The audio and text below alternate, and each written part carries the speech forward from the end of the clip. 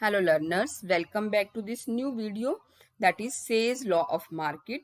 Its meaning, assumptions of the law and explanation of the law. This is the first part of the theory, first part of the law, और इसके बाद हम इसका second part करेंगे next video में. तो what is this law? Says law of market is the core of classical theory of employment. जो हमारी क्लासिकल थ्योरी है, परंपरावादी थ्योरी है इनकम एंड एम्प्लॉयमेंट, उसकी एक तरह से बेस है. तो सबसे पहले फेमस फ्रेंच इकोनॉमिस्ट JB से ने अपनी एक थ्योरी, एक स्टेटमेंट दी. वो स्टेटमेंट अपनी बुक, उसकी जो बुक का नाम था वो था ट्रेटेड इकोनॉमिक पॉलिटिक में 1803 में इन्होंने statement the, that is supply creates its own demand. इसका मतलब है कि जो जितनी पूर्ति होती है वो उसकी कुल मांग के बराबर हो जाती है, कि पूर्ति अपनी मांग का निर्माण स्वयं करती है. अर्थात कुल मांग जो हमारी एग्रीगेट डिमांड है वो एग्रीगेट सप्लाई के बराबर होती है. इसका मतलब है कि जो भी उत्पादन किया जाता है उसका उपभोग कर लिया जाता है, कोई भी ओवर प्रोडक्शन नहीं होता. तो इसके लिए से ने कहा है कि उत्पादन है, जो भी प्रोडक्शन होता है, which creates market for goods, वो अपनी मार्केट खुद देख लेता है, अपनी डिमांड अपने आप क्रिएट कर लेता है. It implies that supply of goods generate enough income to create demand for goods equal to its supply. तो जो भी सप्लाई होती है, जो भी पूर्ति होती है, उसी के बराबर अर्थव्यवस्था में, मार्केट में मांग कर ली जाती है. अर्थात पूर्ति अपनी मांग का निर्माण स्वयं करती है. So there is no possibility of overproduction and unemployment in the economy. कोई भी पॉसिबिलिटी नहीं है कि अति उत्पादन हो या बेरोजगारी हो. And even if there is some unemployment in the short run, the economy automatically tends towards full employment in the long run. तो कहते हैं ये जो क्लासिकल इकोनॉमिस्ट हैं वो कहते हैं कि अगर कभी अनएम्प्लॉयमेंट होती भी है शॉर्ट रन में, तो वो लॉन्ग रन में ऑटोमेटिकली फुल एम्प्लॉयमेंट में बदल जाती है. तो इसका मतलब कि ये जो लॉ है वो लॉन्ग रन में अप्लाई होता है. तो अगर किसी भी तरह की कोई भी अनएम्प्लॉयमेंट या कोई भी डिसइक्विलिब्रियम होता है तो वो खुद ही फुल एम्प्लॉयमेंट हो जाता है. ये जो डिसइक्विलिब्रियम है वो अपने आप इक्विलिब्रियम में आ जाता है इन द शॉर्ट रन. और जेबी से ये भी कहते हैं कि सरकार को बाजार में किसी भी प्रकार की किसी इंटरफेयर नहीं करना चाहिए. जो बाजार है वो अपने आप ही, जो उसके मार्केट फोर्सेस हैं, डिमांड एंड सप्लाई है, उसके द्वारा वो चलता है. और अगर किसी भी तरह का कोई असंतुलन, डिसइक्विलिब्रियम होता है, तो वो ऑटोमेटिक फोर्सेस से अपने आप ठीक हो जाता है. What are the different assumptions of Say's law? There is perfect competition in the market. बाजार में पूर्ण प्रतियोगिता है, गुड्स मार्केट में भी और फैक्टर मार्केट में भी. इसका मतलब है परफेक्ट कंपटीशन में क्या है कि जो भी प्राइस डिसाइड होता है वो हमारे पास डिमांड एंड सप्लाई की कंडीशंस के द्वारा होता है. और there is always full equilibrium in the economy. There is a laissez faire economy. इसका मतलब है कि अर्थव्यवस्था फ्री इकोनॉमी है. There is no government interfere in the economy. सरकार का कोई भी आर्थिक क्रियाओं में हस्तक्षेप नहीं है. Economy is close. Economy is close का मतलब है कि कोई भी फॉरेन ट्रेड नहीं किया जाता अर्थव्यवस्था में. अर्थव्यवस्था बंद अर्थव्यवस्था है. शेष विश्व से इसका कोई लेन देन नहीं है. Money is only the medium of exchange. जो मनी है वो केवल मीडियम ऑफ एक्सचेंज का काम करती है. इसका मतलब मनी का जो काम है वो केवल मीडियम ऑफ एक्सचेंज है, विनिमय का माध्यम है. और जो मुद्रा की आवश्यकता है वो केवल हमें exchange, goods and services exchange करने के लिए ही होती है. And the extent of market is wide, therefore all of the supply is sold. तो जो मार्केट है, बाजार है, वो विस्तृत है, वो उसका विस्तार हो रखा है. और इसका मतलब है जो सारी सप्लाई है वो सोल्ड हो जाती है, बिक जाती है. There is no hoarding. कोई भी बचत नहीं की जाती. इसका मतलब है whole of the income is spent. सारी जो आय है उसको खर्च कर दिया जाता है. किसी भी तरह की कोई होर्डिंग्स नहीं होती, कोई भी धन को बचाया नहीं जाता. The law applies in the long run. कहते कि जो नियम है वो लॉन्ग रन की एजम्पशन पर आधारित है. इसका मतलब भी किसी भी तरह का शॉर्ट पीरियड में कोई भी डिसइक्विलिब्रियम हो सकता है, लेकिन लॉन्ग रन में वो ठीक हो जाता है. Rate of interest, wages and prices are flexible. तो जो रेट ऑफ इंटरेस्ट है, वेजेस, प्राइसेस, वो फ्लेक्सिबल है. It is very easy law. Next, explanation of Say's law market. इसको हम तीन तरह से एक्सप्लेन कर सकते हैं. Say's law and barter system, जिसको हम बोलते हैं वस्तु विनिमय प्रणाली, Say's law and monetary economy, मौद्रिक व्यवस्था में, and modern explanation of the law, जो इसकी आधुनिक व्याख्या है, modern explanation of the law. तो सबसे पहले हम करते हैं Say's law and barter system.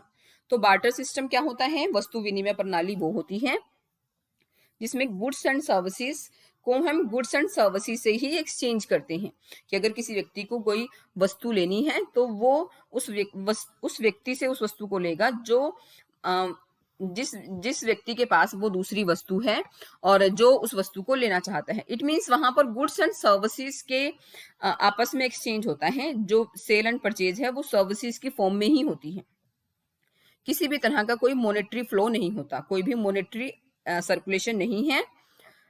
In barter system goods are exchange with goods, goods को गुड्स से ही हम एक्सचेंज करते हैं और वस्तुओं के बदले में वस्तु और सेवाओं का ही एक्सचेंज होता है। And in barter system of exchange act of sale and purchase of an individual go together, आपस में एक दूसरे के साथ ही वो सेल एंड परचेज करते हैं।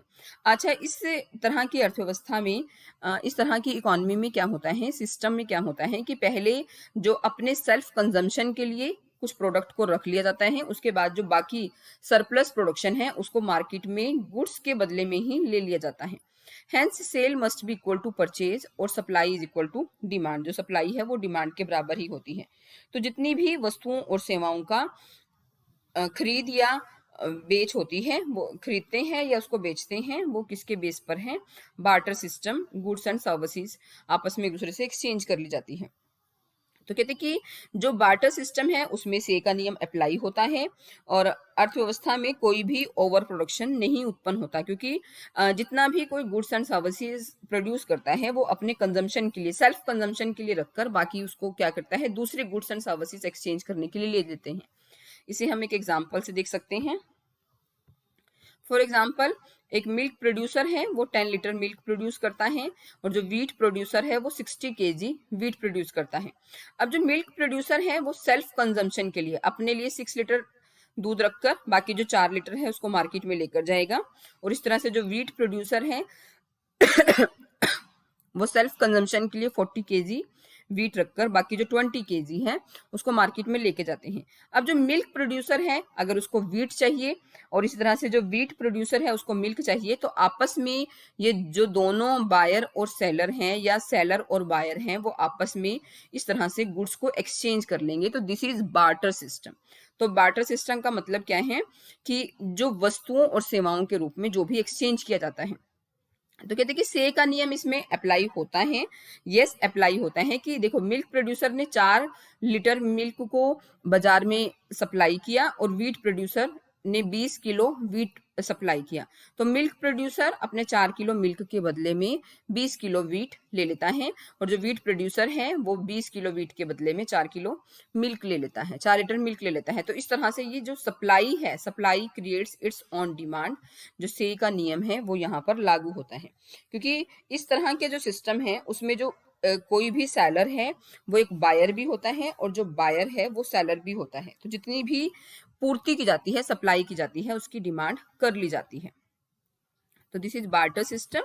नेक्स्ट है Say's law and monetary economy. Monetary economy क्या है? जहां पर मनी को हम मीडियम ऑफ एक्सचेंज के रूप में यूज करते हैं, कि जो धन है उसका प्रयोग मीडियम ऑफ एक्सचेंज, विनिमय के माध्यम से यूज किया जाता है, कि जो भी हमने मुद्रा है वो विनिमय के माध्यम के रूप में उसे यूज करते हैं। तो मॉनेटरी सिस्टम में says law can be explain in 2 parts, if saving is zero and if saving is not zero. अगर हमारी सेविंग जीरो है और अगर सेविंग जीरो नहीं है। तो पहले हम करते हैं कि अगर सेविंग जीरो है इसका मतलब जितनी भी मार्केट में इनकम आई है वो सारी की सारी खर्च कर ली जाती है। फॉर एग्जांपल, प्रोडक्शन 100 करोड़ का होता है, आउटपुट सोल्ड हुआ 100 करोड़ का, टोटल इनकम, अब जितना प्रोडक्शन हुआ वो लोगों को वेजेस, इंटरेस्ट और प्रॉफिट के रूप में आय मिल गई, रेंट, वेजेस, इंटरेस्ट, प्रॉफिट के रूप में आय मिल गई। तो लोगों की इनकम 100 करोड़ हो गई और 100 जितनी इनकम हुई उन्होंने गुड्स एंड सर्विसेज परचेज करने के लिए वो सारी की सारी इनकम खर्च कर ली, क्योंकि यहाँ सेविंग जीरो है तो कुछ भी नहीं बचाया। तो जो टोटल एक्सपेंडिचर है वो 100 करोड़, टोटल एक्सपेंडिचर का मतलब टोटल डिमांड है 100 करोड़। तो इसका मतलब है जितना उत्पादन होता है, जितनी सप्लाई होती है, वो सारी की सारी डिमांड कर ली जाती है अकॉर्डिंग टू दिस लॉ। इस लॉ के अकॉर्डिंग जितना भी सप्लाई होता है, supply creates its own demand. इसका मतलब कि जब लोगों को इनकम मिलती है, वो सारी इनकम को मार्केट में खर्च कर लेते हैं। नेक्स्ट है if saving is not zero. अगर हमारे पास कुछ ना कुछ सेविंग है तब क्या होगा, इफ सेविंग इज जीरो। और नेक्स्ट हमारे पास है कि if saving is not zero. अगर सेविंग नॉट जीरो है, इसका मतलब कि कुछ ना कुछ प्रोडक्शन हमारे पास जिसको हम सेविंग कर लेंगे, लेकिन से कहते हैं कि अगर हम सेविंग करते हैं तो उस सेविंग को क्या किया जाता है कि फिर फर्दर इन्वेस्टमेंट कर ली जाती है। जो भी हमने सेविंग की उसको हम क्या करते हैं, फर्दर इन्वेस्टमेंट कर लेते हैं।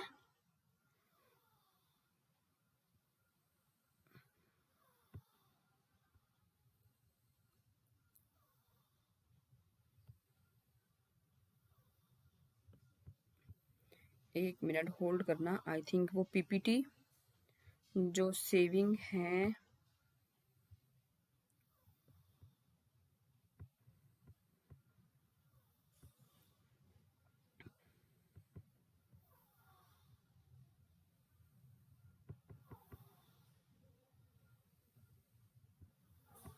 Yes this PPT. If saving is not zero, अगर सेविंग जीरो नहीं है तो प्रोडक्शन 100 करोड़ का होता है, आउटपुट सोल्ड जितनी भी सप्लाई हुई वो 100 की, क्योंकि जो प्रोडक्शन हुआ है ना वो लोगों को उनकी इनकम के रूप में मिल जाता है 100 करोड़। तो अब उसमें से अगर 80 करोड़ लोगों ने खर्च किया एज अ कंजम्पशन और 20 करोड़ अगर सेविंग की है, तो जो सेविंग है वो इन्वेस्टमेंट के रूप में दोबारा से खर्च कर दी जाती है। बैंकों में सेविंग जमा कराई जाएगी और जो बैंक्स हैं वो लोन दे देंगे, तो टोटल जो एक्सपेंडिचर है वो अगेन 100 करोड़ होगा और उससे जो टोटल डिमांड है फिर 100 करोड़ ही बनेगी। तो ये हमारी है कि अगर सेविंग इज नॉट जीरो, कि अगर सेविंग जीरो नहीं है तब हमारे पास ये बनता है। तो this is all about first part, that is barter system and monetary economy. So thank you very much. और आई होप कि आपको क्लियर हुआ होगा। नेक्स्ट वीडियो में हम इसकी करेंगे modern explanation of the law.